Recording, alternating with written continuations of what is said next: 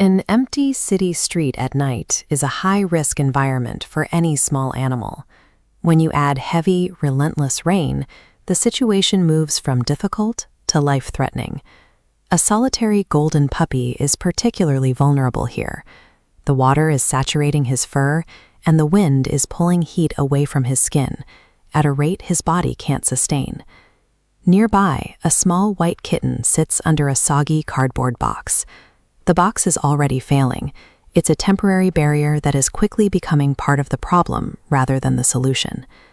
To understand the danger, look at this curve. This vulnerability vacuum drains an organism's heat faster than it's generated. Without intervention, the outcome is mathematically certain. Once internal temperature crosses this red threshold, the failure point, survival systems shut down, making recovery unlikely. The puppy stops. He has his own survival to worry about, yet he pauses to look at the kitten.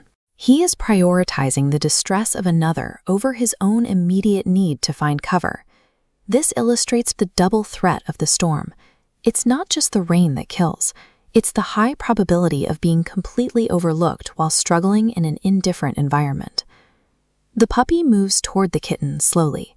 This isn't a quick, reflexive action, but a deliberate choice to engage with the kitten's situation. He lies down in the wet street and wraps his body around her. He intentionally places himself between the kitten and her heat loss. By doing this, he creates a micro-environment of safety. This diagram shows the mechanics. His body mass acts as an insulator, deflecting the rain and trapping the kitten's remaining body heat under a protective dome. This shield effectively breaks the vulnerability vacuum. The puppy absorbs the environmental stress himself, allowing the kitten's temperature to stabilize and begin to rise. We often think of empathy as a feeling, but here it is a physical exchange.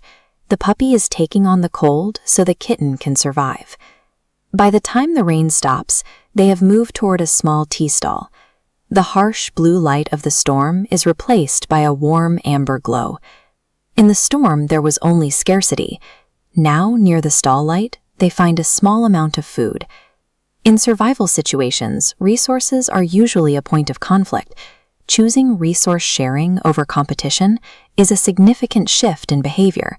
It means moving from a state of solitary survival to a mutual partnership. Eating together in the light proves the earlier intervention wasn't a one-time instinct. It has become the basis for a coordinated bond. If shielding provided the kitten with a night of survival, sharing the food provides them both with a reason to stay together.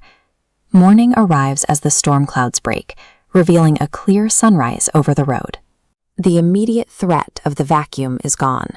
The two are now walking side by side. Their movements are synchronized, and their health has clearly stabilized after the night's ordeal. There is a specific durability that comes from shared adversity. Bonds that are tested by extreme environmental pressure tend to be structurally stronger because they are built on proven reliability. This connection was built in 3 distinct stages. First, recognizing the need. Second, sacrificing warmth to shield.